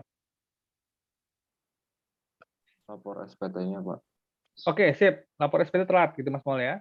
Harusnya adalah dia terakhir harusnya tanggal 31 Maret. Itu yang pertama. Oke, yang kedua apa? Weh, ada yang kedua nggak? Ada bocoran. Oke, ada yang kedua lah. Yang kedua apa, teman-teman? Kurang bayarnya itu bukan, Pak? Oke, harusnya dibayarnya adalah sebelum batas penyampaian SPT tahunan OP. Oke, jadi dia 2 kali salah nih. Oke, kita anggap untuk keterlambatan penyampaian pelaporan, kita sudah tahu tarifnya, 100.000. Ya, itu mungkin nggak usah kita bahas di layar ini, di halaman ini. Ya, teman-teman aja. Oke.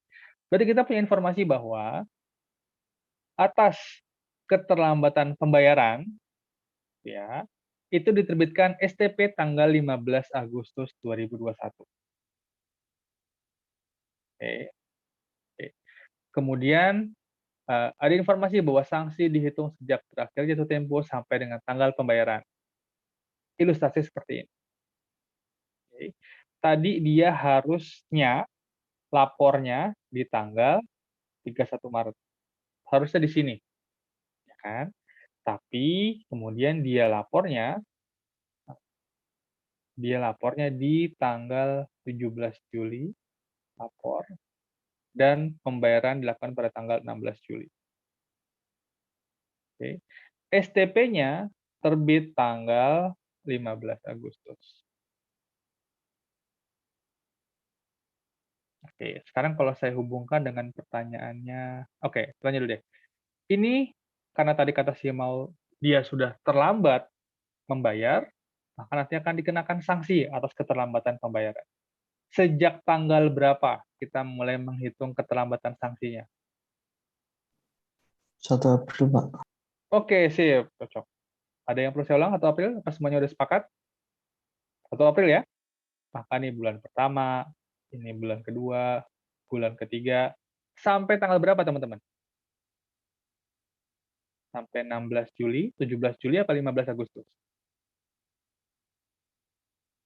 Sampai 15 Agustus ya, Pak.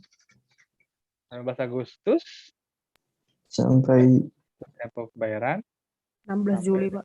16 Juli. pembayaran. Oke, udah dikasih bocoran nih di ilustrasinya. Oke, berarti sampai tanggal 16, berarti dia ada 4 bulan. Oke, 4 bulan. pakai tarif bulan apa, teman-teman? Tadi yang tanya sama Mbak Reski nih, terkait dengan pertanyaan Mbak Reski. Kalau kita punya informasi seperti April, ini, Pak. oke, Atau sip. April. Maka kita akan pakai tarif yang berlaku per April 2021. Karena itu adalah hari pertama sejak mulai dihitung sanksi. Oke? Oke, sip. Terus pakai denda yang mana? 0,56, 0,97, 1,35, 1,81. Keterlambatan pembayaran SPT. PPh tahunan. Kalau pasal 13 bukan sih Pak, kayaknya karena ini pemeriksaan. Ya enggak? Ya, oke. Pasal 8 ayat 5 kayaknya bukan sih Pak, karena ini untuk pengungkapan ketidakbenaran SPT. Udah kita bahas nih 8 ayat 5 nih. Temuan ke-10 mungkin. Pasal 8 ayat 2 juga bukan sih, soal tadi ini untuk 9 ayat pembetulan. 2B, Pak. Kenapa? Pasal 9 ayat 2B. Untuk pasal 9. Oke, kalau kita ngomong keterlambatan pembayaran, maka kita akan ngomong pasal 9. Oke, tambah lagi ya ilmu barunya ya. Oke. Harus mulai ditelan nih teman-teman. Ya, mau nggak mau teman-teman akan berkenalan dengan pasal-pasalan seperti ini. Oke. Kemudian saya menyampaikan dengan nanti kalau kita diminta, terus berapa yang tercantum dalam STP? Kalau kita ngomongin STP terbit, maka pertama nanti dia ada denda, terlambat, lapor. Begitu ya. Yang kedua ada denda, terlambat, bayar. Yang terlambat lapor ini 100.000. Oke, bukan per bulan, tapi 100.000 aja. Gitu ya. Sedangkan yang terlambat bayar itu adalah 0,97% dikali 4 bulan dikali 1 juta. Apakah 1 jutanya ditagih lagi? Enggak, teman-teman. Karena 1 jutanya udah dibayar pada tanggal 16 Juli 2021. Oke. Ada yang perlu saya ulang nggak?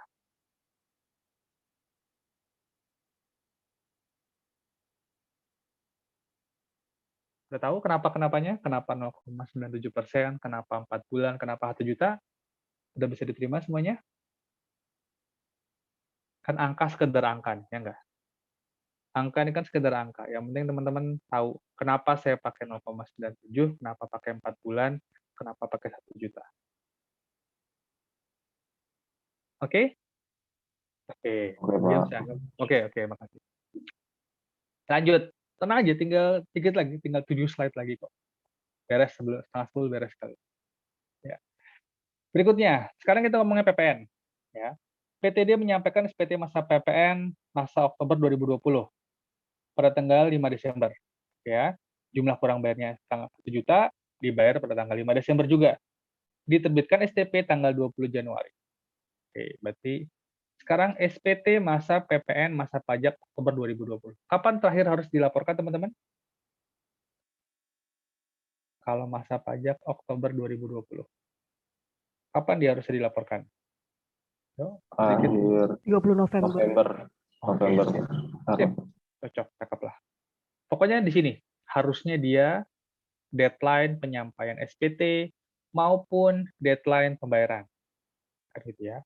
Tapi dia bayarnya di tanggal 5 Desember. Oke. STP terbit tanggal 20 Januari.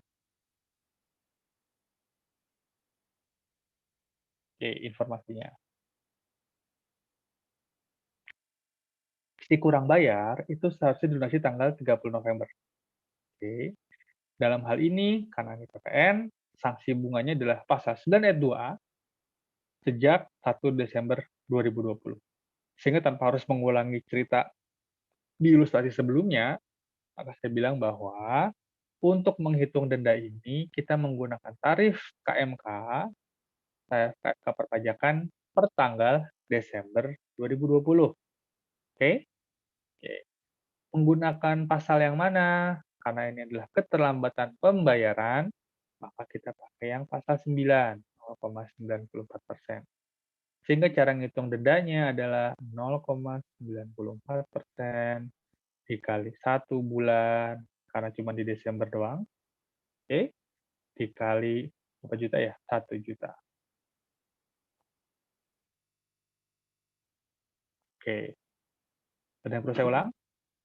Udah dapat informasinya 0,94% dari mana, 1 bulannya dari mana, 1 juta dari mana. Kalau itu udah dapat, tiga-tiganya udah dapat informasinya, maka nggak perlu tanya lagi sih. Oke? Oke deh kayaknya. Kayaknya pada ngangguk-ngangguk lah ya. Sip. Berikutnya. Ini tadi kita cuma ngomongin yang C doang, teman-teman. Ya, dengan beberapa cabangnya. Oke. Kemudian ada beberapa hal lain terkait dengan STP, ya, DEF, ya. Tapi untuk kelas kita, gitu ya, saya anggap penerbitan STP yang terkait PPN, gitu ya, itu saya skip lah. Ya, asik nggak tuh? Asik lah ya. Sekarang saya anggap PPN baru kita dapetin kemarin, ketentuan formal pun sudah disampaikan secara sekilas. Misalnya, untuk yang mau tahu lebih detail nanti kita bisa ngobrol lah abis ini lah ya. Saya di WA aja gitu ya. Pak, ini mau ngobrolin poin DEF. Oke, yuk kita obrolin. Ya, sekilas, kapan STP atas PPN diterbitkan? Itu kalau wajib pajak, kalau dalam hal ini adalah PKP gitu ya, atau yang terkait dengan PPN, itu kalau dia tidak bikin faktur. Ya, baik tidak bikin fakturnya terlambat, atau mengisi fakturnya nggak lengkap, karena kan seperti teman-teman tahu bahwa faktur pajak itu harus ada nama pembeli, NPWP pembeli, gitu ya, nama barang yang dijual, berapa DPP-nya, dan seterusnya. Kecuali faktur pajak retail. Oke. Itu juga dikenakan, juga diterbitkan STP. Atau pelaporannya tidak sesuai dengan waktu yang sudah ditentukan. Oke. Kalau tadi kita hanya ngomongin keterlambatan pembayaran PPN. Well, menurut saya itu cukup. Oke, sampai sini. Ketetapan udah dibahas semua nih. Ada SKP, ada 4 tadi ya, SKPLB, SKPKB, SKPKB tambahan, kemudian SKP nihil, SKP lebih bayar. Oke, dan juga mengenai surat tagihan pajak yang menagih denda-denda yang sifatnya lebih erat dengan ketentuan formal. Secara sekilas seperti itu yang udah kita obrolin. Oke. Nah, sekarang berikutnya kita akan ngomong mengenai tindak lanjut dari SKP lebih bayar. Oke. Kalau SKP kurang bayar atau STP, tindak lanjutnya ngapain? Ya wajib pajak bayar. Gampang kayak gitu. Kalau ada SKP kurang bayar, atau ada atau ada STP, ya tinggal suruh bayar aja wajib pajak. Kalau ada SKP nihil, ya udah orang nihil. Ya. Terus kalau ada SKPLB gimana nih? SKPLB adalah SKP lebih bayar. Maka diperlakukan prosedur yang sama. Kalau ada kurang bayar wajib pajak suruh bayar. Kalau ada SKPLB, ya dikembaliin. Bahasa awamnya seperti itu. Ya. Kalau ada SKPKB kurang bayar, kalau ada SKPLB, ya suruh balikin. Gampang. Kapan ada kelebihan pembayaran? Itu kalau wajib pajak bayar kebanyakan. Nah, dalam ketentuan dibagi menjadi 2. Ada kelebihan pembayaran yang dicantumkan dalam SPT. Dalam arti ini maksud saya adalah SPT LB, SPT lebih bayar. Ya. Atau ada juga yang disampaikan melalui permohonan. Oke, kita obrolin yang poin 1 dulu, yaitu mengenai kalau ada kelebihan yang dicantumkan dalam SPT lebih bayar, teman-teman.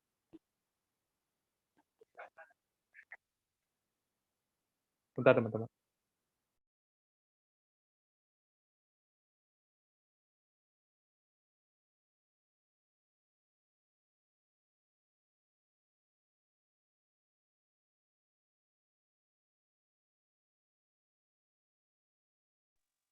Oke, sorry. Ngomongin apa tadi ya? Ini kelebihan pembayaran pajak yang dicantumkan dalam SPT lebih bayar. Gitu ya. Kapan ada lebih bayar? Itu gampangnya adalah ketika pajak terutang itu lebih kecil dibanding kredit pajak. Kalau di PPH teman-teman akan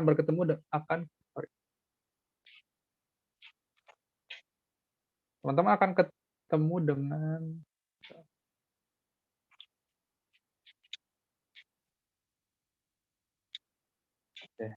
teman-teman akan bertemu dengan cerita di mana pembayaran kredit pajak PPh pasal 25, 22, 23 itu lebih besar dibanding pajak terutang dihitung di PPh pasal 29. Itu semester kemarin, Pak, lewatin aja, oke. Ya, contohnya adalah kalau PPh pasal 25 lebih gede gitu ya, cicilan bulannya lebih gede dibanding yang sudah dihitung PPh pasal 29. Atau kalau di PPN yang baru kemarin, itu lebih bayar kalau pajak masukannya lebih besar daripada pajak keluaran. Oke, namanya LB ya kayak gitu. Jika sudah dicantumkan dalam SPT-LB, maka proses pengembalian itu si wajib pajak nggak perlu bikin surat permohonan khusus. Kenapa? Karena dianggap sudah disampaikan dalam SPT. Oke, jadi kalau wajib pajak bikin SPT lebih bayar, maka itu seakan-akan dia dibilang ke negara bahwa saya minta uang pajak saya dikembaliin. Saya bayar kebanyakan loh. Kira seperti itu. Oke, sip. Terus gimana prosedur pengembalian pajaknya? Ada 3 jalan, teman-teman, ya, yang berbeda ketentuannya. Pertama, ini saya bilang dengan wajib pajak normal. Oke, yang lain bukan yang nggak normal lah, yang lain itu spesial lah. Yang kiri ini adalah wajib pajak yang normal. Oke. Sedangkan wajib pajak yang di dua kanan ini itu ada mereka mendapatkan fasilitas khusus. Oke. Wajib pajak normal ini jika menyampaikan SPT lebih bayar, maka dia akan diperiksa. Ingat kemarin di pemeriksaan untuk menguji kepatuhan, salah satu triggernya, salah satu pemicunya adalah jika wajib pajak menyampaikan SPT lebih bayar. Nyambung sama di sini. Jadi kalau ada wajib pajak nyampein SPT lebih bayar, oke, maka dia akan diperiksa.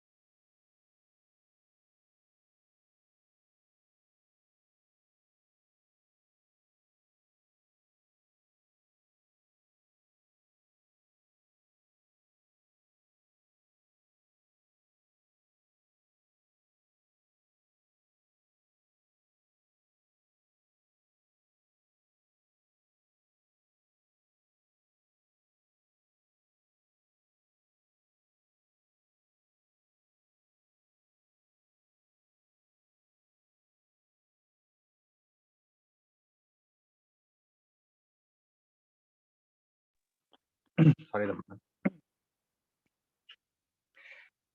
Jadi balik ya ke WP normal ya. Kalau WP normal menyampaikan SPT lebih bayar,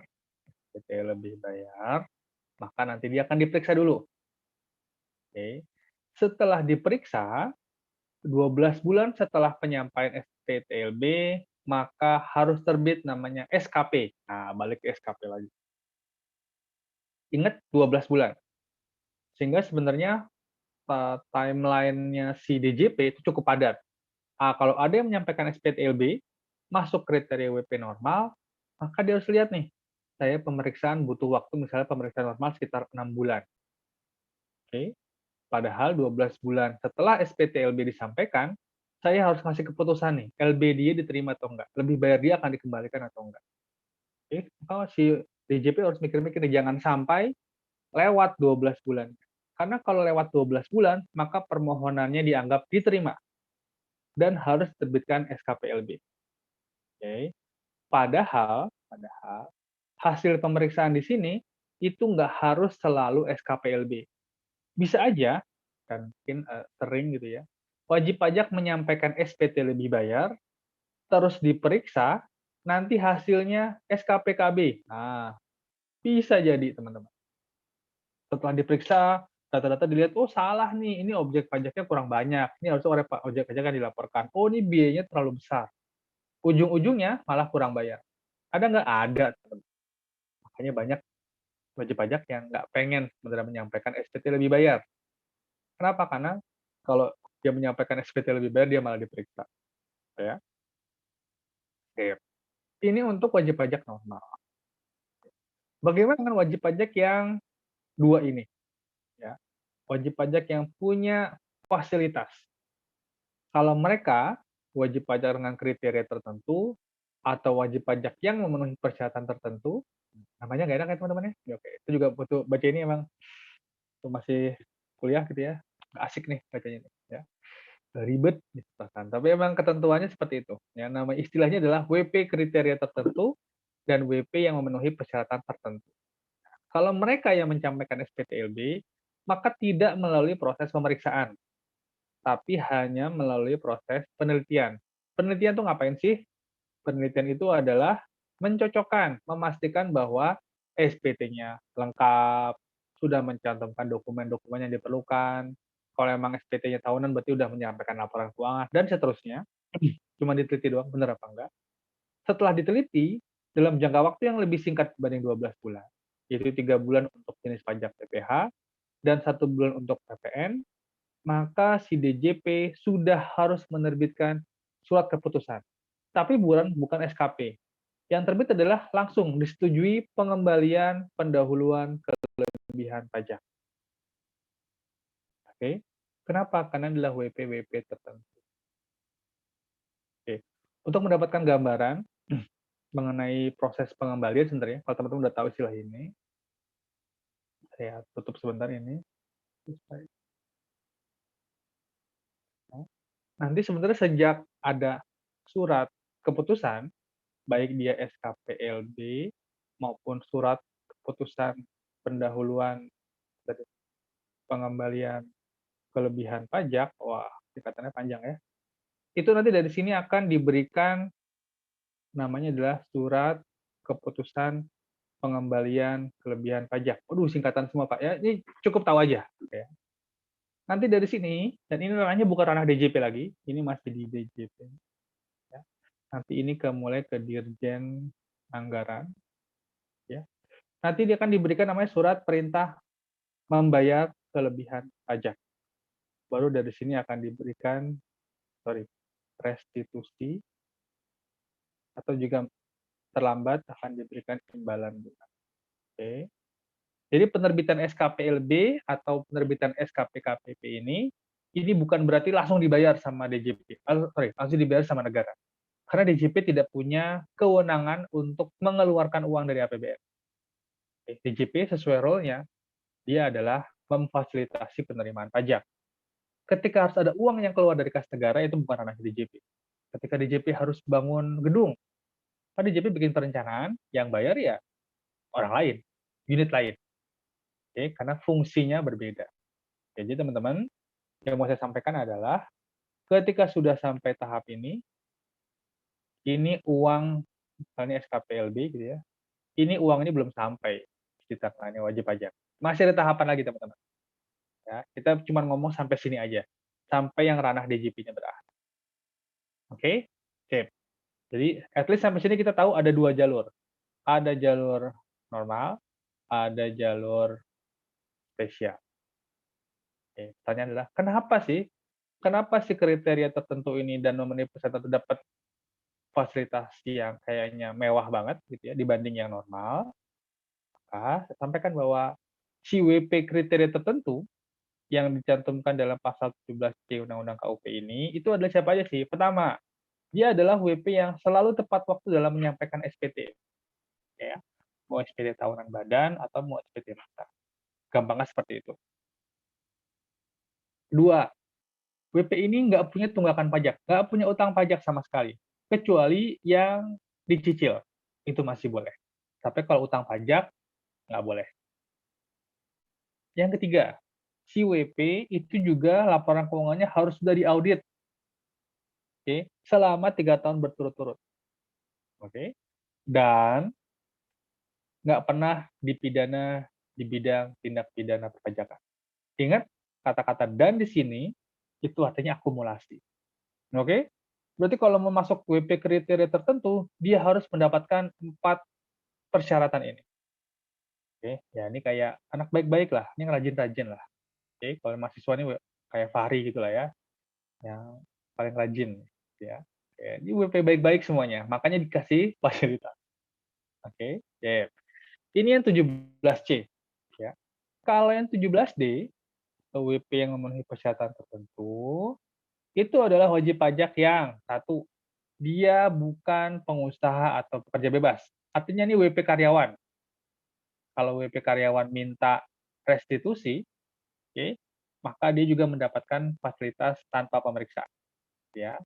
Yang kedua, WPOP pengusaha atau WPOP pekerja bebas yang minta pengembalian paling banyak 100 juta.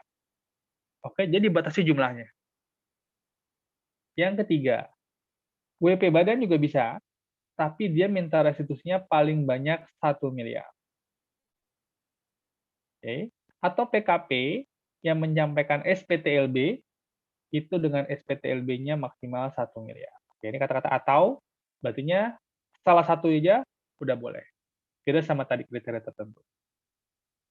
Oke, jadi teman-teman ngelihat kenapa pasal 17C, kenapa WPP di 17C sama 17D dapat fasilitas? Ya, karena mungkin yang 17C itu adalah WP baik-baik, gitu ya. Yang 17D ini adalah WP yang mintanya nggak terlalu banyak. Sehingga memungkinkan untuk diberikan pengembalian lebih cepat secara prosedural. Oke? Oke. Sip. Ada yang mau diobrolin? Nggak ada? Ada satu lagi sebenarnya teman-teman. Ya, jalur berikutnya yang sama-sama dapat fasilitas tanpa pemeriksaan, itu istilahnya adalah PKP berisiko rendah. Tapi karena dia cukup banyak kriterianya, oke, saya bebaskan teman-teman dari inilah. Ya, contohnya apa kalau mau tahu? Itu adalah misalnya ada distributor di bidang kesehatan. Jadi masa pandemi dapat fasilitasnya. Kalau mereka PKP yang merupakan distributor alat kesehatan, kalau memang PM-nya lebih besar dibanding PK, maka mereka bisa langsung minta restitusi pada masa tersebut. Nggak harus nunggu sampai Desember. Oke. Lebih detail teman-teman kalau mau baca bisa pakai ke PMKI. Silahkan. Oke. Bisa kita obrolin. Jika ada yang ingin menggali lebih dalam. Oke. Sip. Jadi ini ada 2 jalur teman-teman ya, mengenai pengembalian ya. Ada jalur normal, pakai pemeriksaan, ada jalur cepat, ya, shortcut. Kenapa? Karena ada WP-WP yang dikasih kriteria tertentu.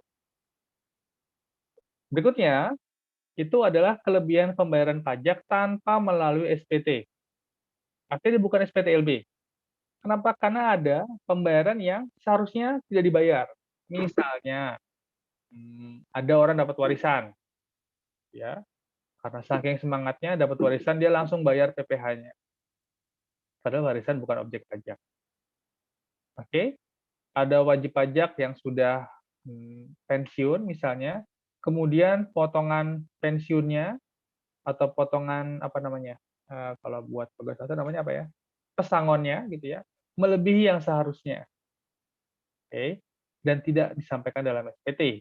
Maka dalam hal demikian itu memang tidak perlu menyampaikan SPT, maka dia cukup membuat permohonan ya, dan nanti dilakukan penelitian, bukan pemeriksaan. Karena tidak menyampaikan SPTLB. Oke? Yang pemeriksaan itu yang pakai SPT lebih banyak. Berbedanya apa nih penelitian di sini dengan penelitian yang tadi, di tabel tadi? Kalau penelitian di sini jangka waktunya adalah 12 bulan. Oke? Jadi 12 bulan setelah ada permohonan diterima, itu harus segera dikasih informasi. Apakah permohonannya diterima atau ditolak? Kalau nggak ada informasi, ya, kalau nggak ada kejelasan, maka dianggap diterima. Oke? Dan harus terbit SKPLB sebulan setelah jangka waktu pengambilan keputusan berakhir. Oke? Jadi kita tadi hanya ngomong sampai ada SKEP dari DJP. Sampai pembayarannya, itu kayak di luar FPS kita. Oke guys ya. Oke, jadi di pokok subtopik terakhir ini kita hanya mengikuti atau melihat bagaimana alur dari pengembalian kelebihan pajak yang merupakan efek dari penerbitan SKPLB. Ya, SKPLB sendiri bagian dari ketetapan. Oke, slide-nya habis. Yes, cepat. Oke teman-teman, jadi pada pertemuan kali kita ngomongin ketetapan, Penetapan itu adalah kata kerjanya, ketetapan itu adalah produk hukumnya. Ketetapannya mulai dari SKPKB, SKPKBT, SKPLLB, dan perunutan pengembalian kelebihan pajaknya, SKP nihil, plus STP. Oke. Yang teman-teman perlu perhatikan mungkin poin krusial adalah bagaimana membedakan antara SKP dan STP. Ya enggak? Kapan yang terbitnya SKP, kapan yang terbitnya SDP. Setelah itu, tambahannya adalah nanti dia kalau disuruh ngitung sanksinya, mau pakai ketetapan yang mana. Oke, saya sudah menjelaskan dengan cukup detail. Oke, habis materinya. Sip. Gimana, ada yang mau diobrolin, teman-teman? Saya mau ngobrol, Pak. Yuk, Mau diobrolin. gimana? Yang terkait dengan surat yang kelebihan bayar tadi kan itu memang harus apa ya, sesuai dengan limitnya, limit dari kelebihan bayarnya itu ya, Pak. Atau bisa kayak gimana ya? Kayak nyicil gitu, Pak. Misalkan kan kalau yang badan nih, Pak, ada 2 di WP normal sama WP yang khusus ya. Kalau khusus itu yang 1 miliar sampai 1 miliar. Ya. Kira-kira misalkan ada badan nih, ternyata 3 miliar misalkan, Pak, kelebihan badan. Tapi dia karena apa ya, jangka waktunya kan kalau misalkan di yang normal itu kan sampai 12 bulan. Tapi kalau di itu cuman beberapa bulan lebih cepat ya, yang di khususnya Iya. tadi. Nah, tapi dia 3 ngajuinnya, bulan. saya 1 miliar dulu ya gitu, bisa nggak, Pak? Oh, oke. Kalau memang seperti itu, maka bukan 1 miliar dulu. Karena kita ngomongin SPTLB, ya, berarti kita akan ngomong bahwa kalau kamu ngomong SPT badan, kan ceritanya ilustrasinya adalah perusahaannya WP-nya WP badan, ya. Terus dalam konteks kelebihan dalam hal SPT lebih bayar. Oke? Oke. Saya sambil coret-coretnya supaya pemahamannya sama. Oke, aduh. Berarti pertama ini adalah WP badan.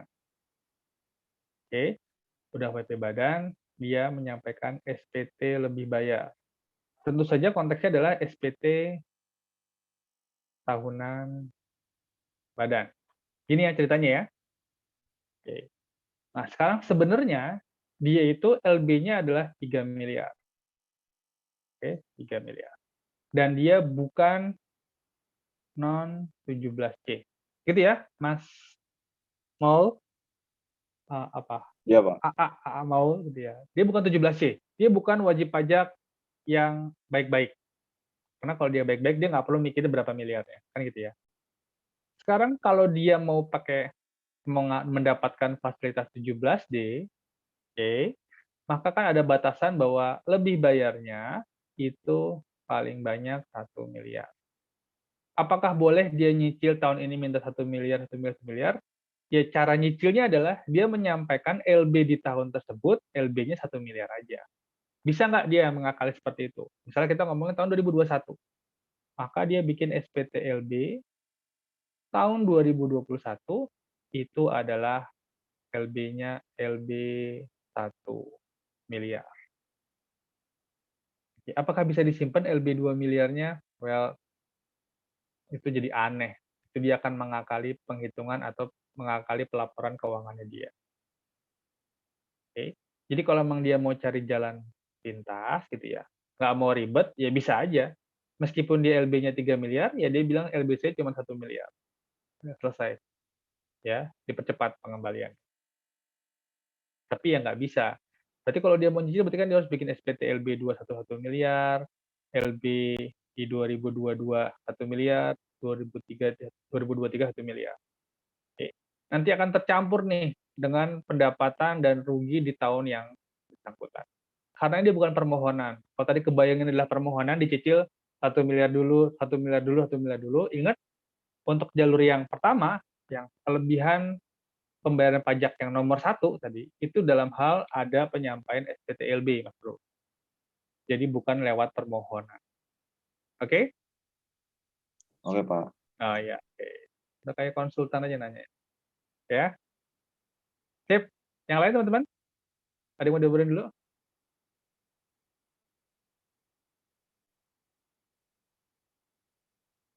Nggak ada?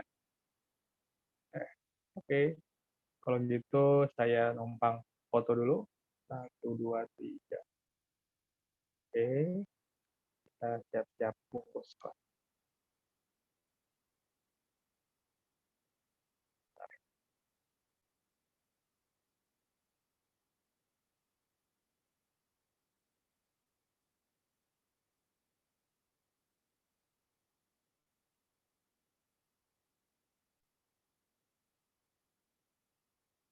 Oke kalau gitu, serasa materinya udah saya sampaikan semuanya. Harap teman-teman juga bisa dapat sesuatu dari apa yang saya sampaikan gitu ya. Jangan lupa untuk soalnya mungkin bisa saya tunggu cepatnya. Rabu tadi ya, kira-kira bisa ya Mas Fahri ya? Kalau bisa berarti kami sudah bisa saya kompilasi karena supaya bisa saya jadikan bahan pertimbangan aja. Oke, nanti pekan depan kita bahas semuanya, insyaallah. Oke, kita bahas secara detail. Oke, kalau gitu saya sudahi. Semoga sisa waktu berapa menit ini bisa dibuat untuk nyelesain pembuatan soal gitu ya. Jadi di luar kelas saya nggak perlu ada ngambil waktu lain dari teman-teman. Oke, terima kasih buat partisipasinya. Saya pamit, kita ketemu pekan depan insyaallah. Assalamualaikum warahmatullahi wabarakatuh. Waalaikumsalam warahmatullahi wabarakatuh. Terima kasih Terima kasih Pak. banyak, Pak. Terima kasih banyak, Pak. Oke.